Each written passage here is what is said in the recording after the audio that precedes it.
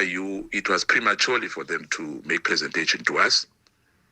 Some of us, we raised issues that those people who worked for Road Accident Fund have a right of reply, and the investigation by SIU have to be concluded, and they must send that to the president first, and then they can come back to us and present to us as SCOPA, because for now, all the things which were discussed are still allegations and they are untested.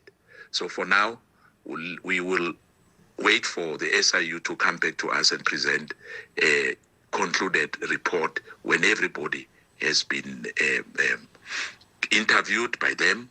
The key effect of these failures is a serious compromise of the RAF's ability to fulfill its mandate. This investigation reveals not just isolated corruption, but a pattern of systemic dysfunction at RAF that could significantly impact public finances, public trust, and the well-being of accident victims. The crisis at the Road Accident Fund has been ongoing for years, with little relief in sight. SCOPA has now met with the Auditor General, the RAF Board, and the SIU on the crisis.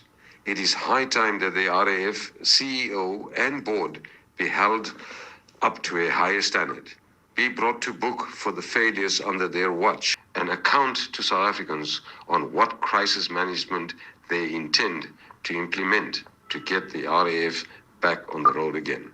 As Action SA, we believe it is totally unacceptable that the RAF top management is not cooperating with the SIU. The RAF is an important institution, and with an annual revenue of 50 billion, it has become a cesspool of corruption and incompetence. The scale and the extent of the corruption, as highlighted by the SIU within the RAF, is hard to believe. The fact that the top management of the RAF is not cooperating with the SIU signals that they are clearly trying to hide their own involvement in corrupt activities.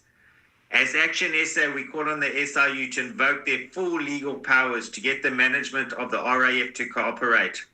In addition, the Minister of Transport must also intervene and crack the whip. There is no way that they could not cooperate with the SIU. We all know that the SIU gets its mandate from the president of the country. So if RAF is above everybody, then they will not cooperate with SIU. But the more they refuse to cooperate with SIU, the more they raise eyebrows, because you ask yourself, what are they hiding? So the feeling of the UTM is that RAF has to open up, and failure to do that, as SCOPA, we will have to take it forward and maybe get the hawks as well.